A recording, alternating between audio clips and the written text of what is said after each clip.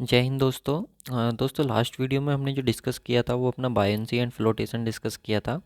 आज का जो लेक्चर रहेगा हमारा वो फ्लूइड काइनेमेटिक्स से रहेगा।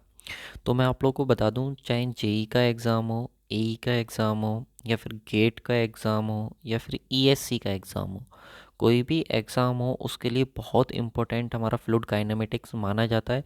क्योंकि गेट में भी क्वेश्चन फ्रेम होते हैं, ईएससी में भी होते हैं, जेई और एई में भी फ्रेम होते हैं। तो फ्लूइड काइनेमेटिक्स बहुत इंपॉर्टेंट है। और आज आप लोग को सब कुछ क्लियर हो जाएगा, कोई भी इसमें सिंगल डाउट भी नहीं रहेगा। सारी चीज़ें मैंने बहुत इसमें सिस्टमेटिक वे से एक इसमें रखी हुई हैं। तो चलिए सबसे पहले हम देख लेते हैं, जैसे कि मैंने आप लोग को स्टार्टिंग में भी क्लासीफाई करा था कि जब हम फ्लूइड को पढ़ेंगे तो fluid statics, fluid kinematics and fluid dynamics, तीन जगह हम उसको क्लासीफाई करके पढ़ेंगे। और फ्लूइड डायनामिक्स में भी मैंने आप लोग को बताया था कि हम कौन कौन से चैप्टर पढ़ने वाले हैं। फिर हम अपना ओसीएफ पढ़ेंगे, ओपन चैनल फ्लो। फिर हम पढ़ेंगे अपना जो ओसीएफ के बाद हाइड्रोलिक मशीन रह जाता है, फिर हम वो पढ़ेंगे। तो चलिए सबसे पहले हम देख लेते हैं कि फ्लूइड काइनेमेटिक्स होता क्या है। Fluid kinematics, the study of fluid motion without considering the cause of motion। ध्यान से सुनो, the study of fluid motion, हमको किसकी स्टडी करनी है? फ्लूइड मोशन की स्टडी करनी है, लेकिन without considering the cause of motion. यानी कि अगर कोई फ्लूइड का पार्टिकल मोशन कर रहा है तो उसको मोशन करने दो, ठीक है।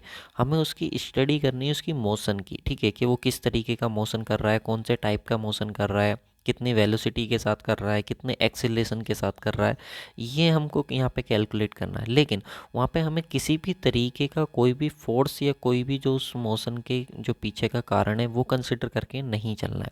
हमको यहाँ पे वेलोसिटी कैलकुलेट करनी है, उसकी एंगुलर वेलोसिटी कैलकुलेट करनी है, उसका टाइप ऑफ फ्लो कैलकुलेट करना है, उस पार्टिकल का जो फ्लूइड मोशन कर रहा है उसका, हमें इन चीज़ों पे हमको ध्यान देना है अपना। हमको ध्यान उस पर नहीं देना कि वो किस वजह से मोशन कर रहा है, वो हम अपने डायनामिक में कंसीडर करेंगे। हमको यहाँ पे velocity, acceleration, type of flow, इन सारी चीज़ों पे हमको ध्यान देना है। तो हमारा फ्लूइड काइनेमेटिक्स क्या होता है? The study of fluid motion, हमको फ्लूइड मोशन की स्टडी करनी है। नेक्स्ट हमारे पास आता है मेथड ऑफ एनालिसिस, यानी कि जो फ्लूइड काइनेमेटिक्स है इसको एनालाइज करने के लिए हमारे पास कौन कौन से मेथड होते हैं। तो मेथड्स ऑफ एनालिसिस की बात करें तो मेनली हमारे पास क्या होते हैं? टू टाइप्स के मेथड्स होते हैं जो हमारे फ्लूइड काइनेमेटिक्स को एनालाइज करने में हेल्प करते हैं। सबसे पहले आता है लैग्रेंजियन मेथड। तो लैग्रेंजियन कौन है? तो लैग्रेंजियन भाई एक साइंटिस्ट है जिसने बोला था कि मैं अपने मेथड आप लोगों को देता हूँ किससे, जिससे आप बहुत आसानी तरीके से आप फ्लूइड के जो मोशन है उसकी स्टडी कर सकते हो। तो इसने क्या बोला था? In this method we do the study of individual particle motion. तो इन्होंने बोला था कि जो भी फ्लूइड मोशन कर रहा है, कोई भी फ्लूइड होगा तो फ्लूइड जब मोशंस करेगा तो लेयर की फॉर्म में मोशन करेगा, फिर उसके पार्टिकल्स भी कुछ ना कुछ होंगे। तो अब इसमें क्या था, लैग्रेंजियन ने इंडिविजुअल पार्टिकल की मोशन को कंसिडर करा था। उसने अलग अलग पार्टिकल देखा था कि अगर मान लीजिए ये पार्टिकल है तो यहाँ से चलना शुरू हुआ, फिर यहाँ पे गया, फिर इसके बाद यहाँ पे गया, फिर इसके बाद यहाँ पे। तो ये इंडिविजुअल पार्टिकल के बिहेवियर को कंसिडर कर रहे थे। अब देखिए इतने बड़े स्केल पे इंडिविजुअल पार्टिकल के बिहेवियर को कंसिडर करना तो बहुत ज़्यादा टिपिकल हो जाएगा ना। तो ये मेथड जो है हमारा मोस्टली यूज़ नहीं करा जाता है, क्योंकि इसमें इंडिविजुअल पार्टिकल की स्टडी करना बहुत ज़्यादा टिपिकल हमारे लिए होता है। इसके बाद आया हमारा नेक्स्ट मेथड, इलुएन मेथड। जो इलुएन मेथड था ये हमारा यूज़ करा जाता है, जो अगर हम बात करें करंटली जो हमारा यूज़ करा जाता है तो इलुअर मेथड ही होता है जो हम यूज़ करते हैं। In this method we do the study of a section of fluid. हम इसमें जो स्टडी करते हैं पूरे एक सेक्शन की स्टडी करते हैं। पूरा एक सेक्शन ले लेते हैं, अगर फ्लूइड मान लीजिए फ्लो हो रहा है तो उसमें पूरा एक सेक्शन कंसिडर कर लेंगे, और उस सेक्शन में जो भी फ्लूइड पार्टिकल्स होंगे उन सभी की हम स्टडी करेंगे। जबकि हम लैग्रेंजियन में क्या कर रहे थे? हम लैग्रेंजियन में स्टडी कर रहे थे एक एक सिंगल पार्टिकल की, जो कि बहुत ज़्यादा टिपिकल हमारे लिए हो रहा था। तो इसने क्या कहा, इलुएन ने कहा कि आप अगर फ्लूइड आपका फ्लो हो रहा है तो एक सेक्शन ले लीजिए, फिर उसमें जो भी पार्टिकल, उनका जो भी बिहेवियर है उनकी आप स्टडी कर लीजिए। तो ये था हमारा एक सेक्शन बेस्ड मेथड था जो कि इलुएन मेथड था। तो ये हमको पता होना चाहिए। इतना ही क्वेश्चन यहाँ से फ्रेम होता है। इसके बाद आता है different types of fluid flow.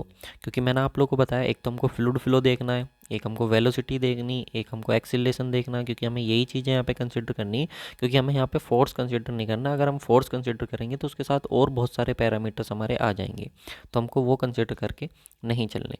तो different types of fluid flow, तो different types of fluid flow में अगर हम बात करें तो सबसे पहला हमारे पास आ जाता है स्टडी फ्लो। स्टडी फ्लो क्या होता है?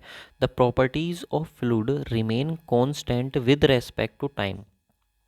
अगर फ्लूइड की प्रॉपर्टी टाइम के साथ कांस्टेंट है तो हम उस फ्लो को क्या बोल देंगे? Steady flow. अब प्रॉपर्टीज़ ऑफ फ्लूइड क्या होंगी? प्रॉपर्टीज़ ऑफ फ्लूइड में उसकी डेंसिटी आएगी, ठीक है, उसका मास आएगा, उसकी वेलोसिटी आएगा, उसका एक्सीलरेशन आएगा। तो ये सारी की सारी क्या है? उस फ्लूइड की प्रॉपर्टीज़ होंगी। तो ये जितनी भी प्रॉपर्टीज़ हैं ये टाइम के साथ हमारी क्या रहनी चाहिए? कांस्टेंट रहनी चाहिए। अगर मान लीजिए कि ये हमारा एक पाइप है जिससे हमारा फ्लूइड फ्लो हो रहा है, तो अगर हम एक टाइम पे अगर हम देख रहे हैं, सपोज हम 12 AM पे 12 PM पे हम अपना नोटिस कर रहे हैं यहाँ पे फ्लूइड का बिहेवियर के किस तरीके का फ्लूइड फ्लो हो रहा है, तो वो फिर टाइम के रेस्पेक्ट में कांस्टेंट रहना चाहिए। ऐसा नहीं कि टाइम के साथ चेंज होता है। अगर हमने 12 बजे देखा, 1 बजे फ्लूइड का बिहेवियर देखा, फिर 2 बजे फ्लूइड का बिहेवियर देखा, तो हमें बिहेवियर सेम मिलना चाहिए। ऐसा नहीं कि उसके बिहेवियर चेंज होता चला गया। पहले डेंसिटी मान लीजिए वाटर फ्लो हो रहा था तो 1000 किलोग्राम पर मीटर क्यूब थी, 12 बजे 1 बजे चेक करी तो 900 होगी। तो ऐसा नहीं होना चाहिए। उसकी सारी प्रॉपर्टीज़ क्या होनी चाहिए? कांस्टेंट होनी चाहिए। अगर फ्लूइड की प्रॉपर्टीज़ कांस्टेंट होंगी, वेलोसिटी या फिर डेंसिटी वगैरह, तो अगर हम उनका डेरिवेटिव लेंगे तो डेरिवेटिव क्या आ जाएगा? जीरो। क्योंकि हमको मालूम है जब भी हम किसी भी कांस्टेंट टर्म का डेरिवेटिव करते थे तो क्या आता था? जीरो आता था। तो अगर ये कांस्टेंट है तो क्या हो जाएगा? जीरो। क्योंकि अगर आप d/dx करिए 5 का तो क्या आएगा? जीरो, क्योंकि 5 एक कांस्टेंट वैल्यू है। सही है ना? तो उनका डेरिवेटिव क्या हो जाता था? हमारा जीरो हो जाता था। नेक्स्ट आता था अनस्टेडी फ्लो। सेकेंड हमारा unsteady flow, the properties of fluid become change with respect to time. अगर हमारा क्या है, फ्लूइड की जो प्रॉपर्टीज़ हैं, मैंने अभी आपको बताया फ्लूइड की प्रॉपर्टीज़ कौन सी होती हैं, अगर वो टाइम के साथ चेंज हो जा रही हैं, टाइम के साथ क्या हो जा रही है? चेंज, तो हम उसको बोलेंगे अनस्टेडी फ्लो। और अगर वैल्यू चेंज होती है तो क्या हम उसको कांस्टेंट वैल्यू बोलते हैं? नहीं। तो इसका मतलब जो डेंसिटी ऑफ फ्लूइड है या वेलोसिटी ऑफ फ्लूइड है या फिर एक्सीलरेशन ऑफ फ्लूइड है, तो ये सब के सब क्या है? कांस्टेंट नहीं होंगे, क्योंकि ये क्या हो जा रहे हैं? चेंज हो जा रहे हैं टाइम के साथ। अगर कांस्टेंट नहीं होंगे तो मान लीजिए कि कोई जैसे d/dx है, एक्स स्क्वायर है, इसका आप डेरिवेटिव कीजिए तो 2x आया। अब ये जीरो तो नहीं आया ना, तो जीरो नहीं आया तो इसका मतलब क्या है कि नॉट इक्वल टू जीरो आया, कुछ ना कुछ वैल्यू आई। तो जब हम इनका डेरिवेटिव लेते हैं तो वो क्या आता है? नॉट इक्वल टू जीरो आता है। और इसका एग्जाम्पल जो होता है अनस्टेडी फ्लो का, वो होता है ग्रेजुअली ओपन और क्लोज्ड वाल्व। जब हम ग्रेजुअली ओपन करते हैं या फिर क्लोज करते हैं किसी वाल्व को, तो वहाँ पे हमको जो फ्लो देखने को मिलता है वो अनस्टेडी रहता है, क्योंकि वहाँ पे कुछ ना कुछ वेलोसिटी वगैरह हमारी चेंज होती रहती है। आप वाल्व को खोलोगे, ओपन करोगे, तो वहाँ पे वेलोसिटी वगैरह चेंज होगी कि नहीं टाइम के साथ, तो हमारा वो कैसा फ्लो हो गया? अनस्टेडी फ्लो हो गया। नेक्स्ट आता है सर हमारे पास यूनिफॉर्म फ्लो। तो यूनिफॉर्म फ्लो की अगर हम बात करें, यूनिफॉर्म फ्लो हमारे पास क्या होता है? The properties of fluid remain constant with respect to space. अगर मान लीजिए कि आपका जो फ्लूइड है उसकी जितनी भी प्रॉपर्टीज़ हैं अगर वो स्पेस के रेस्पेक्ट में कांस्टेंट हैं तो हम उसको यूनिफॉर्म फ्लो बोलेंगे। कैसे? मान लीजिए कि ये हमारे पास कोई स्लोप था, अब इस पर हमारा वाटर फ्लो हो रहा था, आराम से वाटर फ्लो होता जा रहा था, चलता जा रहा था, चलता जा रहा था, क्योंकि नीचे सरफेस कैसी थी? बिल्कुल स्मूथ थी। तो जिस वेलोसिटी से ये फ्लो होना था उसी वेलोसिटी से फ्लो हो रहा था, यानी कि वेलोसिटी क्या थी? कांस्टेंट थी। तो कोई भी फ्लूइड का पैरामीटर अगर स्पेस के साथ नीचे नीचे जो जगह है उसके साथ अगर कांस्टेंट है तो वो हमारा यूनिफॉर्म फ्लो हो जाएगा। और सपोज अगर नीचे की स्पेस कुछ ऐसी होती जो बेस है वो ऐसा होता और फिर इसके ऊपर फ्लूइड फ्लो हो रहा होता, तो देखिए वो यहाँ पे स्पेस डीप है, यहाँ पे अप होगी, यहाँ पे राइज कर गई, यहाँ पे डाउन होगी, यहाँ पे फिर अप कर गई, फिर यहाँ पे डाउन होगी। तो यहाँ पे क्या है कि जो फ्लूइड के पैरामीटर्स हैं वो कांस्टेंट नहीं रह पाते।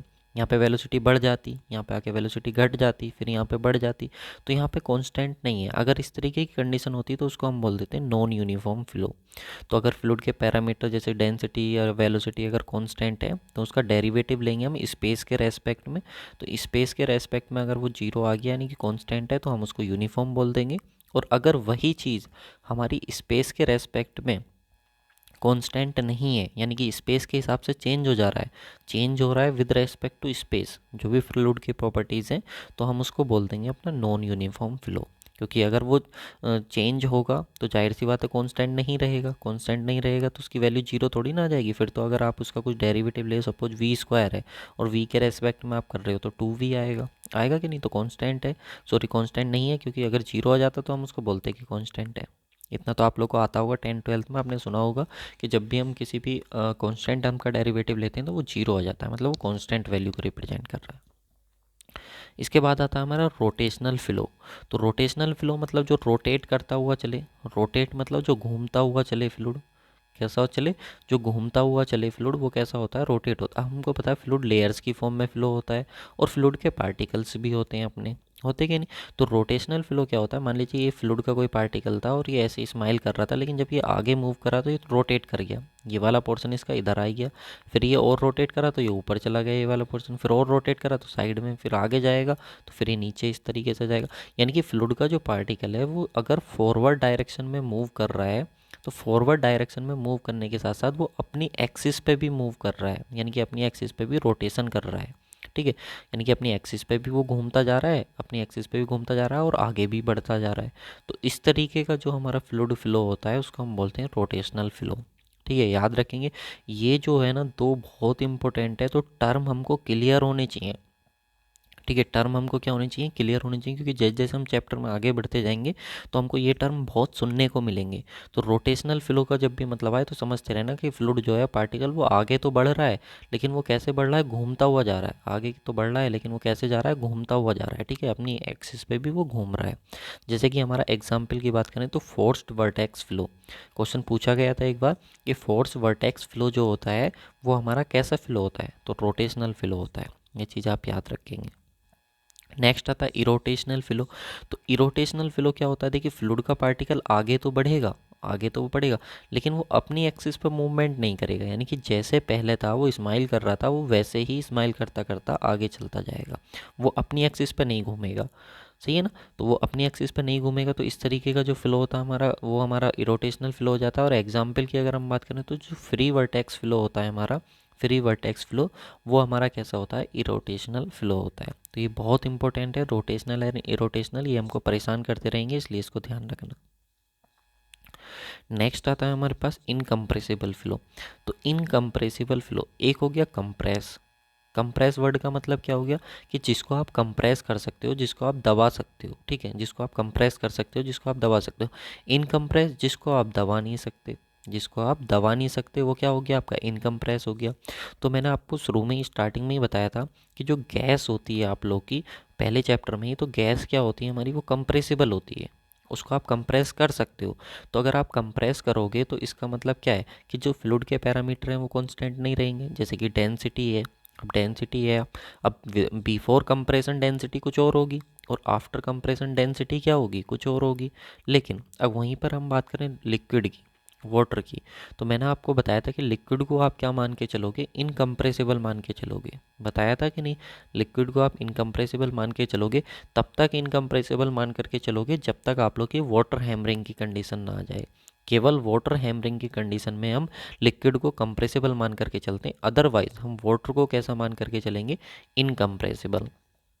तो भाई साहब वाटर इनकम्प्रेसिबल होगा मतलब density is not change, density change नहीं होगी क्योंकि आप उसको कंप्रेस ही नहीं कर सकते। तो आप उसकी डेंसिटी में कोई चेंज कर सकते हैं क्या, नहीं। तो वाटर हमारा क्या होता है, इनकम्प्रेसिबल होता है। तो अगर डेंसिटी आप चेंज अगर कंप्रेस नहीं कर सकते तो आपकी डेंसिटी पहले और बाद में दोनों कंडीशन में क्या रहेगी, सेम रहेगी। कैसे, मान लीजिए कि आपका ये सेक्शन था कोई, ये सेक्शन 1 था, ये सेक्शन 2 था, और यहाँ से आपने लिक्विड को फ्लो कराया, यहाँ से आपने लिक्विड को फ्लो कराया। तो जब यहाँ से आपका लिक्विड फ्लो होगा तो सेक्शन ए पे भी डेंसिटी अगर रो 1 है और सेक्शन बी पे डेंसिटी रो 2 है, तो रो 1 जो है वो रो 2 के इक्वल होनी चाहिए इन केस ऑफ इनकम्प्रेसिबल। क्योंकि आपने जब उसको कंप्रेस नहीं करा, तो जब एंट्री कर रहा है फ्लूइड और जब एग्जिट कर रहा है फ्लूइड, तो दोनों कंडीशन में हमारी उसकी डेंसिटी क्या होगी, सेम होगी। क्योंकि इनकम्प्रेसिबल है, हम उसको कंप्रेस कर ही नहीं सकते, तो डेंसिटी में कैसे चेंज करेंगे, है कि नहीं। अब देखिए जैसे छोटी वाली बॉल होती है, छोटी वाली बॉल होती है, बॉल जो गेंद होती है जिससे क्रिकेट खेलते हैं, तो वो बॉल जो होती है आप उसको पहले इनिशियल कंडीशन में देखिए, ठीक है, फिर उसको आप फोर्स लगाइए। तो जब आप उसको कंप्रेस करोगे तो वो कंप्रेस हो जाती है, दब जाती है। तो पहले कुछ और थी शेप उसकी, बाद में कुछ और होगी, तो मतलब वो कंप्रेसिबल है, ऐसी चीज़ को बोलते हैं हम कंप्रेसिबल, ठीक है। अब देखिए डेंसिटी जो होगी हमारी वो सेम होगी पहले और बाद में। तो लिक्विड जो फ्लो होता है हमारा वो इनकम्प्रेसिबल फ्लो होता है और गैस जो फ्लो होता है वो हमारा कंप्रेसिबल होता है। तो ये जो हमारे पास होती है कंटिन्यूटी इक्वेशन होती है, आगे इसी चैप्टर में मैं आप लोगों के साथ डिस्कस करूँगा, लेकिन आप ये थोड़ा सा बस इसको देख लो कि कंटिन्यूटी इक्वेशन हमारी होती है, ये इक्वेशन हमारी बन गई। ये जो है हमारा कहाँ से आया अभी आपको नीचे वीडियो में सब क्लियर हो जाएगा। बस अभी आप इतना समझ लो कि लिक्विड फ्लो इनकम्प्रेसिबल होगा और गैस फ्लो जो होगा वो कंप्रेसिबल होगा। चलिए नेक्स्ट आता है हमारे पास लेमिनार फ्लो। लेमिनार फ्लो क्या होता है? Fluid flow smoothly in the form of layer pattern. अगर फ्लूड हमारा लेयर पैटर्न में फ्लो हो रहा है, एकदम स्मूथली फ्लो हो रहा है और एक लेयर दूसरी लेयर को बिल्कुल भी डिस्टर्ब नहीं कर रही है, एकदम स्मूथली वो चल रही है, तो उसको हम बोल देते हैं लेमिनार फ्लो। जैसे कि एग्जाम्पल की बात करें तो जो विस्कस फ्लो होता है हमारा वो लेमिनार फ्लो होता है। और जो पाइप फ्लो हमारा होता है, देखिए नोट पॉइंट की कंडीशन है दो यहाँ पे। लेमिनार फ्लो के केस में याद रखना, जब भी पाइप फ्लो होता है तो रेनॉल्ड नंबर हमारा सेटिस्फाई करता है, और जब भी ओपन चैनल फ्लो होता है हमारा तो फ्रोड नंबर सेटिस्फाई करता है। बाकी ये मैं आप लोग के साथ आगे भी एक चैप्टर में अपना डिस्कस करूँगा, फ्लूइड डायनामिक में आप लोग के साथ मैं डिस्कस करूँगा। लेकिन बस आप इतना याद रख लेना, जब पाइप फ्लो की कंडीशन हो तो वहाँ रेनॉल्ड नंबर के बेस पर हम चेक करते हैं कि फ़्लो हमारा लेमिनार होगा कि टर्बुलेंट होगा।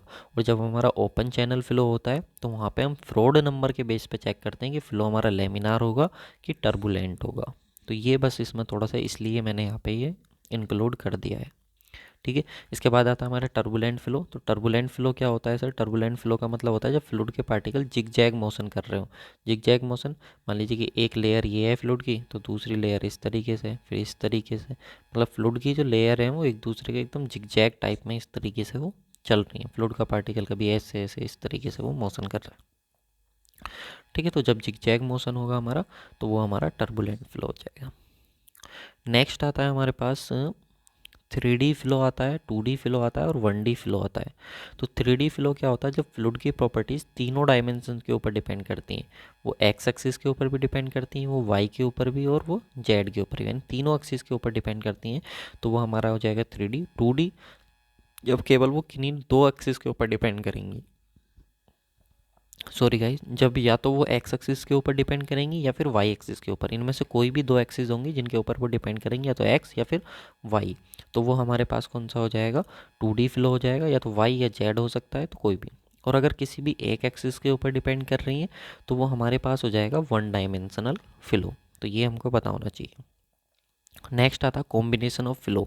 कई बार क्या होता है हमारे पास टू कॉम्बिनेशन बन जाते हैं, दो कॉम्बिनेशन हमारे पास बन जाते हैं। फिर उन दो कॉम्बिनेशन से हमसे क्वेश्चन फ्रेम करता है वो कि हमारे पास स्टडी और यूनिफॉर्म फ्लो है, स्टडी और नॉन यूनिफॉर्म फ्लो है। तो इसका मतलब क्या होता है? देखिए स्टडी फ्लो को हम देखते हैं विद रेस्पेक्ट टू टाइम, ठीक है, और यूनिफॉर्म फ्लो को हम देखते हैं विद रेस्पेक्ट टू स्पेस। मैंने अभी ऊपर आप लोगों के साथ डिस्कस करा था। तो अगर फ्लूइड की प्रॉपर्टी चेंज नहीं हो रही है टाइम के साथ और स्पेस के साथ, तो वो हमारा स्टडी और यूनिफॉर्म फ्लो होगा। समझ रहे? अगर हमारी फ्लूइड की प्रॉपर्टी टाइम के साथ और स्पेस के साथ चेंज नहीं हो रही हैं तो हम उसको बोलेंगे स्टडी और यूनिफॉर्म फ्लो। जैसे कि एग्जांपल से समझते हैं, flow through constant dia pipe under constant discharge.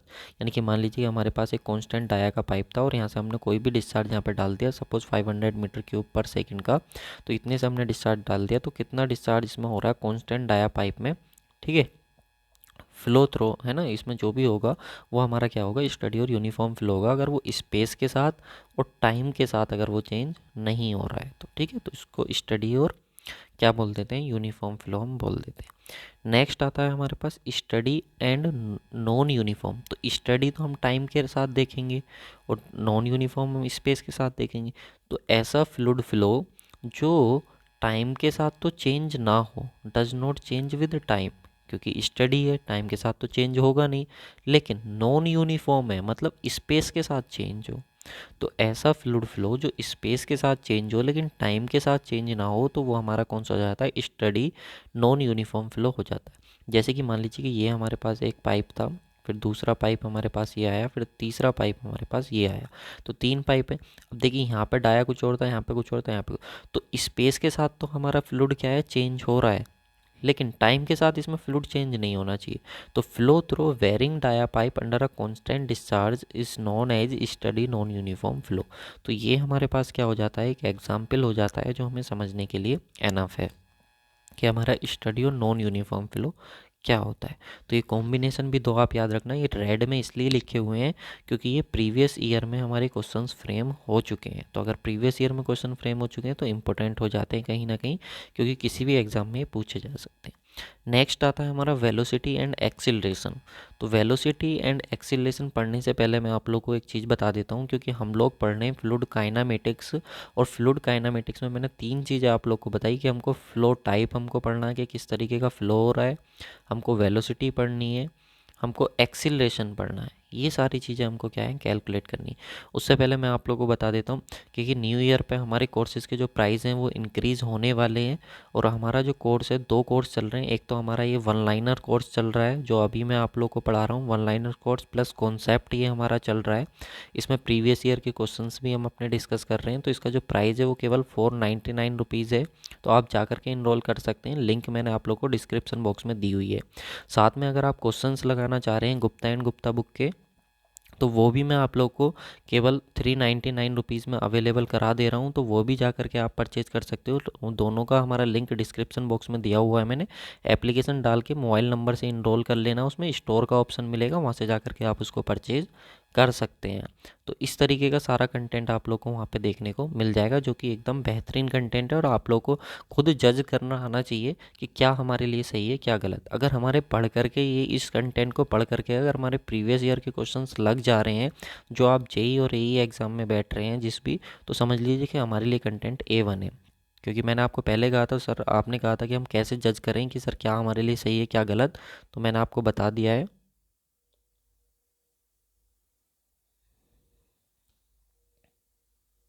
ठीक है सर, वो गलत की प्रेस होने की वजह से हो गया था। तो मैंने आप लोगों को बता दिया कि किस तरीके से आप दोनों कोर्सेज़ को हमारे एक्सेस कर सकते हैं, और दोनों में हम एकदम बेहतरीन कंटेंट आप लोग को दे रहे हैं। तो चलिए यहाँ पे आ जाते हैं हम वेलोसिटी और एक्सीलरेशन। तो सबसे पहले हम देखेंगे वेलोसिटी।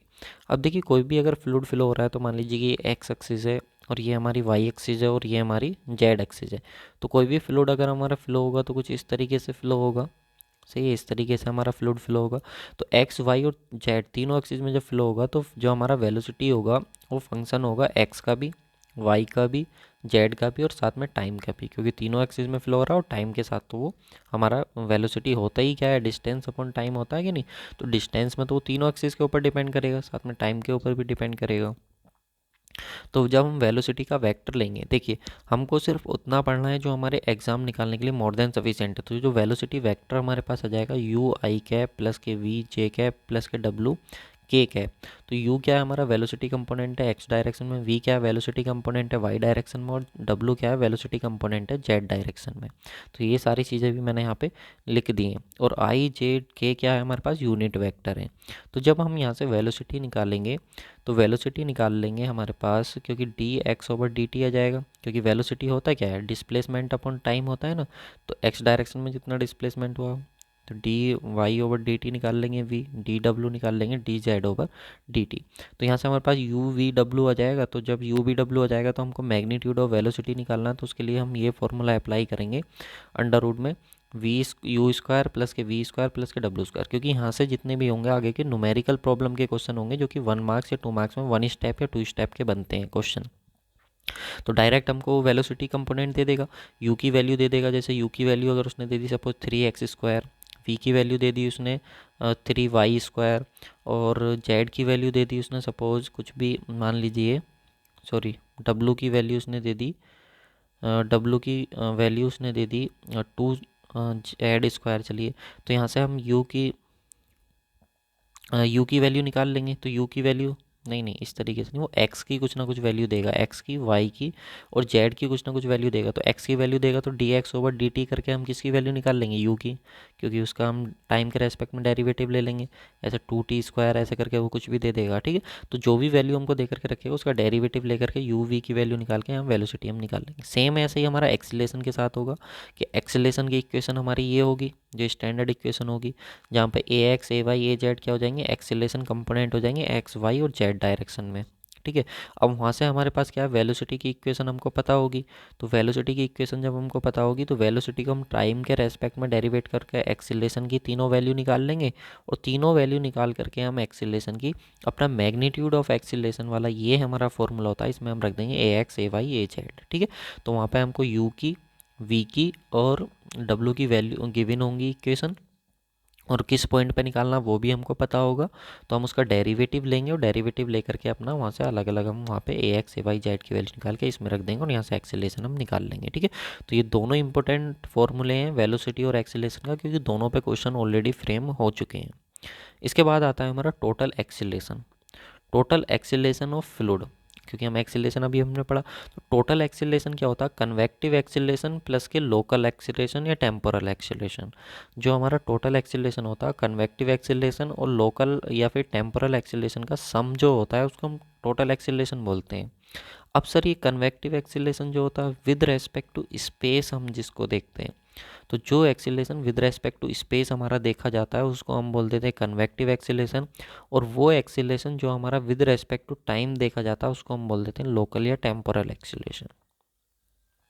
ये हमारे पास तीन इक्वेशन आती हैं एक्सीलरेशन की, जो हमको बिल्कुल भी याद करने की ज़रूरत नहीं है, ठीक है, बिल्कुल भी याद करने की ज़रूरत नहीं है। सिर्फ मैं आप लोग को बता रहा हूँ, यहाँ पे आप लोग ये देख लीजिए कि जो भी एक्सीलरेशन आप लोग का स्पेस के रेस्पेक्ट में था, एक्स वाई जेड के रेस्पेक्ट में था, उसको हमने कहा कन्वेक्टिव एक्सीलरेशन, और जो एक्सीलरेशन आप लोग का टाइम के रेस्पेक्ट में था उसको हमने कहा लोकल या फिर टेम्पोरल एक्सीलरेशन। ये इक्वेशन सिर्फ मैंने इसलिए लिखी है, बाकी कभी कभी आ जाती हैं तो ये सिर्फ एक गेट वगैरह में आती हैं या फिर ईएससी में आती हैं, बाकी स्टेट एजी एग्ज़ाम में इतना बड़ा क्वेश्चन फ्रेम नहीं करता है वो, ठीक है, क्योंकि वहाँ पे टाइम काफ़ी होता है इसलिए। अब देखिए हमारा ये क्वेश्चन बनता है जो स्टेट एई जेई के एग्ज़ाम होते हैं, एसएससी जेई का एग्ज़ाम होता है, उसमें यहाँ से क्वेश्चंस बनता है। तो इसी ये चीज़ समझाने के लिए मैंने वो तीन इक्वेशन जो हैं ऊपर वो लिखी हैं, ठीक है। तो यहाँ पे देखिए कन्वेक्टिव एक्सीलरेशन जो स्पेस के रेस्पेक्ट में होगा, लोकल एक्सीलरेशन जो टाइम के रेस्पेक्ट में होगा। तो अगर हमारा स्टडी या यूनिफॉर्म फ्लो है, स्टडी या यूनिफॉर्म फ्लो, तो स्टडी में हम विद रेस्पेक्ट टू टाइम देखते हैं। तो जब हम विद रेस्पेक्ट टू टाइम देखते हैं स्टडी फ्लो में, तो स्टडी फ्लो के केस में हमारा लोकल एक्सीलरेशन क्या हो जाएगा, जीरो। लोकल एक्सीलरेशन जीरो हो जाए, क्योंकि फ्लूइड के पैरामीटर्स क्या रहते हैं, कांस्टेंट रहते हैं, और कांस्टेंट का जब आप डेरिवेटिव लोगे तो क्या आ जाएगा, जीरो। ऐसी यूनिफॉर्म फ्लो में भी स्पेस के रेस्पेक्ट में फ्लूइड की प्रॉपर्टीज़ क्या रहती हैं, कांस्टेंट, मैंने ऊपर बताया था। तो जब आप उसका डेरिवेटिव लोगे तो क्या आएगा, जीरो। तो स्टडी और यूनिफॉर्म फ्लो ऐसे ही पूछेगा वो, स्टडी और यूनिफॉर्म फ्लो है तो कन्वेक्टिव एक्सीलरेशन भी जीरो होगा और लोकल एक्सीलरेशन भी जीरो होगा। नेक्स्ट आता है हमारा study and non uniform flow. तो भाई साहब स्टडी फ्लो होगा तो स्टडी फ्लो के रेस्पेक्ट में तो फ्लूइड के जो प्रॉपर्टीज़ होंगी वो कांस्टेंट होंगी, और जैसे ही उसका डेरिवेटिव लेंगे तो जीरो हो जाएगा। लेकिन नॉन यूनिफॉर्म फ्लो में क्या होता है, जो फ्लूइड के पैरामीटर्स होते हैं वो स्पेस के रेस्पेक्ट में कांस्टेंट नहीं होते हैं। तो जब स्पेस के रेस्पेक्ट में कांस्टेंट नहीं होते हैं, जब आप उसका डेरिवेटिव करोगे तो उसकी कुछ ना कुछ वैल्यू आएगी, मतलब वो एग्जिस्ट करेगा। तो क्वेश्चन हमारा इसी तरीके से फ्रेम होता है, स्टडी और नॉन यूनिफॉर्म फ्लो में कन्वेक्टिव एक्सीलरेशन क्या होता है, जीरो होता है, एग्जिस्ट करता है, दोनों होते हैं या कुछ भी नहीं होता है, तो उसमें हम लिखेंगे एग्जिस्ट करता है, ठीक है। तो जो भी हमारा होगा नॉन यूनिफॉर्म वो हम उसके हिसाब से अपना उसको देख लेंगे। अनस्टडी और यूनिफॉर्म फ्लो है, तो अनस्टडी है इसका मतलब क्या, फ्लूइड के पैरामीटर जो हैं वो टाइम के रेस्पेक्ट में कांस्टेंट नहीं होंगे। अगर कांस्टेंट नहीं होंगे तो जब आप उसका डेरिवेटिव लोगे तो कुछ ना कुछ वैल्यू हमको देखने को मिलेगी। लेकिन यूनिफॉर्म फ्लो के केस में जब होगा वो स्पेस के रेस्पेक्ट में फ्लूइड के पैरामीटर्स जो हैं वो कांस्टेंट होंगे। तो अगर कांस्टेंट होंगे तो उसका डेरिवेटिव लोगे तो क्या आएगा, जीरो आएगा।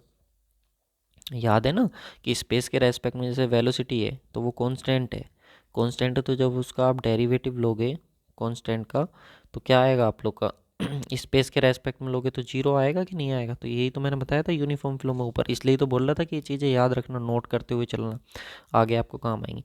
उसके बाद नेक्स्ट है हमारा अनस्टडी और नॉन यूनिफॉर्म। तो अनस्टडी है, तो अनस्टडी होने का मतलब क्या है कि जो फ्लूइड के पैरामीटर्स हैं वो आप लोग के कांस्टेंट नहीं होंगे। तो कांस्टेंट नहीं होंगे तो टाइम के रेस्पेक्ट में जब कांस्टेंट नहीं होंगे तो हम उनको डेरिवेटिव लेंगे तो उसकी कुछ ना कुछ वैल्यू आएगी। ऐसी नॉन यूनिफॉर्म फ्लो है तो फ्लूइड के पैरामीटर्स यहाँ पे भी कांस्टेंट नहीं होंगे विद रेस्पेक्ट टू स्पेस। अगर वो कांस्टेंट नहीं होंगे तो जब हम उनका डेरिवेटिव लेंगे तो वो कुछ ना कुछ वैल्यू हमको देंगे। तो यहाँ से कोई भी एक सिंगल क्वेश्चन आप लोग का फ्रेम हो सकता है। तो ये टेबल आप लोग की वेरी वेरी वेरी इंपॉर्टेंट है, समझ गए नहीं, तो ये आप लोग को यहाँ पे देख लेना। उसके बाद आता है फ्लो पैटर्न। फ्लो पैटर्न में हमें ध्यान रखना कुछ चीज़ों का जो कि इम्पोर्टेंट है, और मैं आप लोगों के साथ फ्लो पैटर्न जो है वो नेक्स्ट वीडियो में डिस्कस करूँगा, क्योंकि अभी काफ़ी कुछ है हमारा। चलिए यार, कंप्लीट ही कर ले रहे हैं इसको, ठीक है।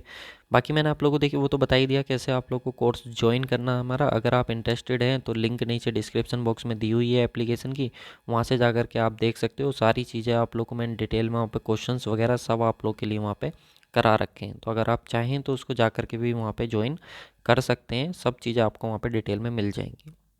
यार हमारी 10th क्लास की ट्यूशन फीस भी कम में मैं आप लोग को वो दे रहा हूँ। 10th-12th में भी हमारी 500 फीस जो होती थी वो पर मंथ होती थी। 500-600 जो होती थी वो पर मंथ होती थी, एक महीने की फ़ीस। और यहाँ पे तो आप लोग को 500 में फुल आप लोग को सिविल इंजीनियरिंग मिल जा रही है, विद PDF नोट्स भी मिल जा रहे हैं, सारी चीज़ें मिल जा रही हैं। ठीक है ना। चलिए नेक्स्ट आता है हमारे पास फ्लो पैटर्न। तो फ्लो पैटर्न की अगर हम बात करें तो सबसे पहला आता है पाथ लाइन। तो पाथ लाइन क्या होता है? The trace of path of a particular fluid particle.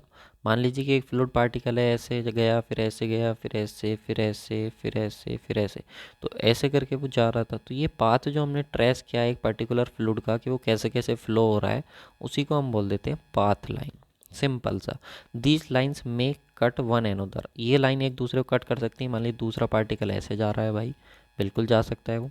तो ये लाइन जो है वो क्या कर सकती हैं, एक दूसरे को कट कर सकती हैं। तो ऐसा कोई ज़रूरी नहीं कि ये नहीं कट सकती हैं, ये लाइन एक दूसरे को कट कर सकती हैं। तो ये आप देख सकते हैं यहाँ से। नेक्स्ट आता है आप लोग का स्ट्रीम लाइन। स्ट्रीम लाइन्स क्या होती हैं? These it is an imaginary line. पहली बात तो ये एक्चुअल में होती नहीं है ये लाइन, ये इमेजनरी लाइन्स होती हैं which tells about the direction of motion of fluid. जो किसके बारे में बताती हैं? Direction of motion of fluid के, जो फ्लूइड है हमारा वो किस डायरेक्शन में मोशन कर रहा है, इसके बारे में जो हमको बताती हैं वो हमारी स्ट्रीम लाइन्स होती हैं। यहाँ पे देख लीजिए ये सब की सब हमारी स्ट्रीम लाइन्स हैं जो बता रही हैं कि फ्लूइड का फ्लो जो है वो A से B डायरेक्शन में हमारा हो रहा है। और याद रखना, they can not intersect each other. ये लाइन एक दूसरे को इंटरसेक्ट नहीं कर सकती क्योंकि एक दूसरे के पैरेलल होती हैं, ठीक है। ये चीज़ भी आपको याद रखनी है। तो स्ट्रीम लाइन की जो लाइंस होती हैं वो एक दूसरे को इंटरसेक्ट नहीं कर सकती। लेकिन स्ट्रीम लाइन की एक इक्वेशन होती है जो कि 3D फ्लो के केस में होती है, dx/u is equal to dy/v is equal to dz/w। ये इक्वेशन हमको याद रखनी है। लेकिन ये याद ना रख करके आपको इक्वेशन याद रखनी 2D फ्लो की, क्योंकि वेरी वेरी वेरी इंपॉर्टेंट अगर हमसे क्वेश्चन पूछा जाएगा तो 110% चांस है क्वेश्चन 2D फ्लो का पूछा जाएगा, ठीक है। तो हमको 2D फ्लो के केस में याद रखना है बस dx/u is equal to dy/v। ये इक्वेशन हमारे पास होती। जो भी हम यहाँ से अब इसको सोल्व करेंगे तो v dx is equal to हो जाएगा u dy, ठीक है। तो v की वैल्यू पता होगी, u की पता होगी, उसको हम वो कर देंगे, इंटीग्रेशन ले लेंगे उसका, और वहाँ से उसको हम सोल्व कर देते हैं, ठीक है। नेक्स्ट आता है हमारे पास स्ट्रिक लाइन। तो स्ट्रिक लाइन क्या होती है? Identify of the location of different fluid particles. अब अगर हमारे पास डिफरेंट डिफरेंट फ्लूइड पार्टिकल्स हैं, उनकी अगर हम लोकेशन को आइडेंटिफाई करें तो वो हमारे पास जो लाइन बन करके आती हैं वो हमारी स्ट्रिक लाइन्स होती हैं। जैसे कि स्मोक करते हैं लोग, स्मोकिंग करते हैं, किसी को देखा होगा सिगरेट वगैरह पीते हुए, तो जब वो धुआं छोड़ता है सिगरेट से, तो धुआं छोड़ने के बाद क्या होता है, कुछ इस तरीके से उससे धुआं निकल रहा होता है ना, इस तरीके से जो स्मोक होता है। तो उसको जो स्मोक को अगर आप ट्रेस करो, उसको अगर लोकेट करना शुरू करो उसके पार्टिकल्स को, तो जो लाइन बन करके आएगी वो स्ट्रिक लाइन होती है। तो कोई भी लोकेशन को आइडेंटिफाई करने के लिए डिफरेंट डिफरेंट फ्लूइड पार्टिकल्स के, तो हमारे पास स्ट्रिक लाइन्स होती है। नोट पॉइंट, क्वेश्चन बना हुआ है, क्वेश्चन पूछा गया क्वेश्चन है, इंपॉर्टेंट क्वेश्चन है। For study flow path line, stream line and streak line are same. तो याद रखना स्टडी फ्लो के केस में पाथ लाइन भी, स्ट्रीम लाइन भी और स्ट्रिक लाइन भी, ये तीनों की तीनों क्या होती हैं, सेम होती हैं। तो किस केस में? स्टडी फ्लो के केस में। स्टडी फ्लो क्या होता है? जब फ्लूइड के जो पार्टिकल्स हैं, जो फ्लूइड का जो फ्लो है उसमें फ्लूइड के जो प्रॉपर्टीज़ हैं, पैरामीटर्स हैं, वो हमारे क्या है, कांस्टेंट होने चाहिए विद रेस्पेक्ट टू टाइम। अगर with respect to time constant है तो हमारा फ्लो कैसा हो जाएगा, स्टडी, अदरवाइज अनस्टडी हो जाएगा। नेक्स्ट आता है हमारे पास कंटिन्यूटी इक्वेशन। तो कंटिन्यूटी इक्वेशन से एक क्वेश्चन तो हमारा जेई एग्जाम का फेवरेट क्वेश्चन है कि कंटिन्यूटी इक्वेशन जो है वो किस प्रिंसिपल पे बेस्ड है। तो conservation of mass. Conservation of mass principle क्या बोलता है कि fluid mass can neither be created nor can be destroyed, है mass of fluid entering a fixed region should be equal to the mass of fluid leaving the fixed region in a particular time, यानी कि मास, पहली चीज़ तो पहला question frame हो गया कि continuity equation किस पे बेस्ड है, तो कंजर्वेशन ऑफ मास पे जो बेस्ड है हमारी वो कंटिन्यूटी इक्वेशन है। फिर दूसरा क्वेश्चन कि कंजर्वेशन ऑफ मास कहता क्या है, तो कंजर्वेशन ऑफ मास कहता है कि मास जो है ना तो आप उसको क्रिएट कर सकते हो ना ही आप उसको डिस्ट्रॉय कर सकते हो, बल्कि इसके अकॉर्डिंग ये होता है कंटिन्यूटी इक्वेशन के कि जितना मास भी एंटर कर रहा है किसी एक सेक्शन पे उतना ही मास एग्जिट होना चाहिए दूसरे सेक्शन पे। ये हमारी कंटिन्यूटी इक्वेशन बोलती है। सिंपल सा कॉन्सेप्ट है, बाकी कुछ नहीं है। जितना भी मास इनफ्लो हो रहा है उतना ही हमारा आउटफ्लो होना चाहिए। अब कंटिन्यूटी इक्वेशन सीधे मैं आप लोग को बताता हूँ, कोई डेरिवेशन हमको नहीं करना है, कोई फालतू की ज़रूरत है नहीं हमको। तो कंटिन्यूटी इक्वेशन हमारा 3D फ्लो के लिए हम बात करते हैं, तो 3D फ्लो के लिए हमारे पास ये कंटिन्यूटी इक्वेशन आती है, del over del del rho Y is equal to del X del rho Y upon del X plus के del rho V upon del Y plus के del rho W upon del Z plus के del rho over del T is equal to 0। अगर हमारे पास fluid कैसा है, incompressible है, मतलब water है जिसको हम कंप्रेस नहीं कर सकते, तो उसकी डेंसिटी क्या होगी, कांस्टेंट। ठीक है, तो before entering and after entering after exit will be same, यानी कि जो डेंसिटी होगी सेम होगी एंट्रिंग पे भी और एग्जिट पे भी। और अगर फ्लूइड हमारा स्टडी है, तो जो फ्लूइड अगर स्टडी है तो ये डेंसिटी तो हमारी कांस्टेंट होगी, जब हम इसका डेरिवेटिव लेंगे तो क्या आ जाएगा, जीरो आ जाएगा। तो जीरो आ जाएगा यानी कि ये पोर्शन जीरो हो गया और ये हमारा कांस्टेंट था, तो ये सब बाहर आ गया। तो जो इक्वेशन हमारी बच करके आती है वो ये इक्वेशन हमारी बच करके आती है,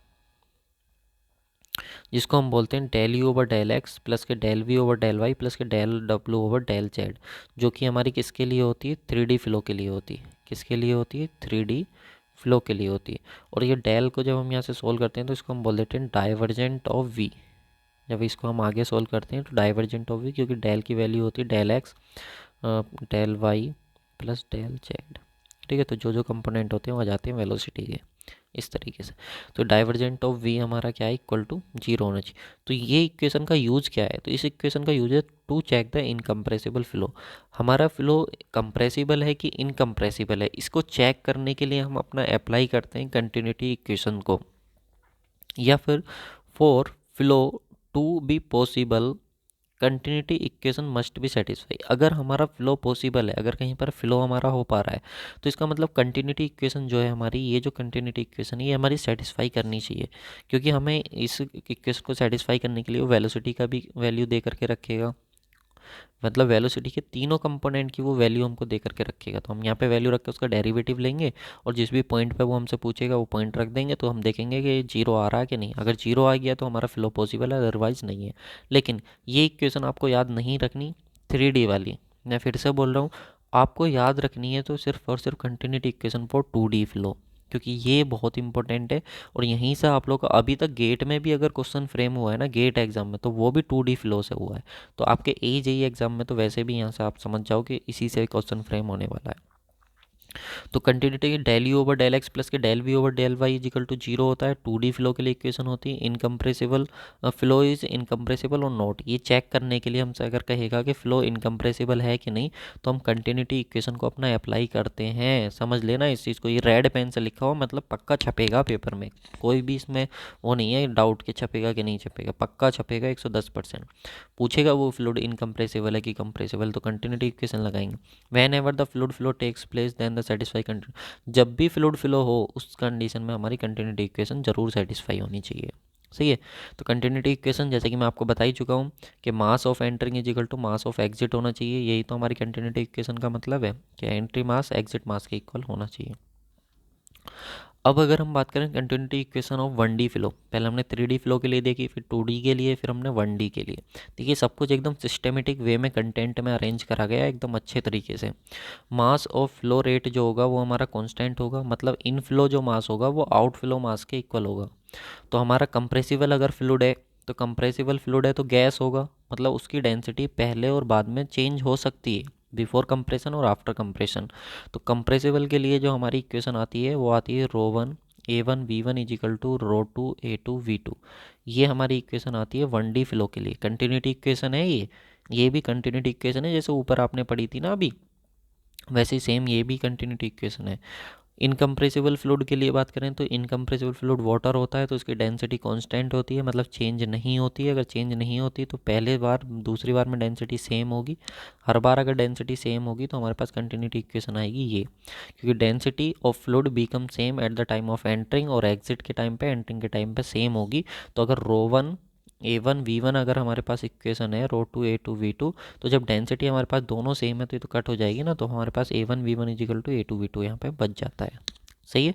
इसके बाद आता है नेक्स्ट डिस्चार्ज और रेट ऑफ फ्लो रेट। तो डिस्चार्ज और फ्लो रेट जो होता है हमको सबको मालूम है, डिस्चार्ज इक्वल टू होता है एरिया इनटू वेलोसिटी, जिसको हम बोलते हैं मीटर क्यूब पर सेकंड। और याद रखना कि हमारे पास 1 मीटर क्यूब वॉल्यूम जो होता है उसमें 1000 लीटर वाटर आता है। ये एक छोटा सा कॉन्सेप्ट है कि 1 मीटर क्यूब जो हमारा वॉल्यूम होता है उसमें 1000 लीटर वाटर हमारा आता है। इसका हम यूज करते हैं न्यूमेरिकल में, तो इसलिए मैंने बता दिया। तो देखिए, अगर मान लीजिए कि हमारे पास कोई एक ट्यूब है जिसमें एक सेक्शन ये है, दूसरा सेक्शन यहाँ से मास फ्लो हुआ, यहाँ से आउट हुआ, तो जो डिस्चार्ज होगा पहला दूसरा वो इक्वल होगा, क्योंकि कंटिन्यूटी इक्वेशन यही तो बोलती है कि इनफ्लो आउटफ्लो के इक्वल होना चाहिए। तो A1 V1 is equal to A2 V2, ये इक्वेशन किसके लिए? वाटर के लिए। ठीक है, इसमें वाटर ही फ्लो हो रहा होगा तभी ये लिक्विड के लिए। ऐसे ही यहाँ पे देखिए, अगर इस तरीके का सेक्शन, ये दोनों क्वेश्चन फ्रेम हुए हुए हैं इसलिए रेड से यहाँ पे मैंने इसको मेंशन कर दिया। तो यहाँ से डिस्चार्ज गया, यहाँ से गया, तो Q1 प्लस Q2, और आउट किस फॉर्म में हो गया? Q3। तो Q3 के इक्वल तो A1 V1 plus A2 V2 is equal to A3 V3। तो ये हमारा यहाँ से आ जाता है।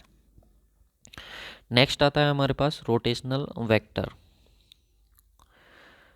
यार वीडियो बहुत बड़ा हो गया है, तो रोटेशनल वेक्टर ना मैं आप लोग के साथ नेक्स्ट वीडियो में डिस्कस कर लूँगा। ठीक है, इसके 2 वीडियो बना देता हूँ मैं, क्योंकि अभी मुझे दूसरे बैच की भी क्लास करनी है। एक्चुअली में कंटेंट तो सारा रेडी है, दूसरे बैच की भी क्लास करनी है। तो दूसरे बैच की जब क्लास करनी है तो गुप्ता एंड गुप्ता में भी हम लोग कई सब्जेक्ट अपने कंप्लीट कर चुके हैं, और यहाँ पे भी हम अपने 4-5 सब्जेक्ट कंप्लीट कर चुके हैं। अभी हम न्यू ईयर तक लगभग मान के चलिए कि 7 या 8 सब्जेक्ट अपने कंप्लीट कर लेंगे। तो जिनका एग्ज़ाम भी है यूपी PSC AE का भी 23 जनवरी को, तो उनको भी यहाँ पे बहुत बेनिफिट यहाँ पे मिलने वाला है।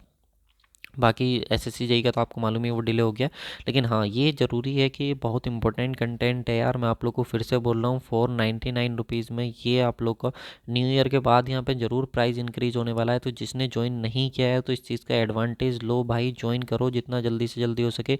हमारा व्हाट्सअप नंबर 8077283538। अगर कोई डाउट है तो आप इस पर हमसे मैसेज करके व्हाट्सअप बात कर सकते हो। कोई भी अगर दिक्कत कोई परेशानी होती है कोर्स को ज्वाइन करने में तो यहाँ से हमसे कुछ पूछ सकते हो।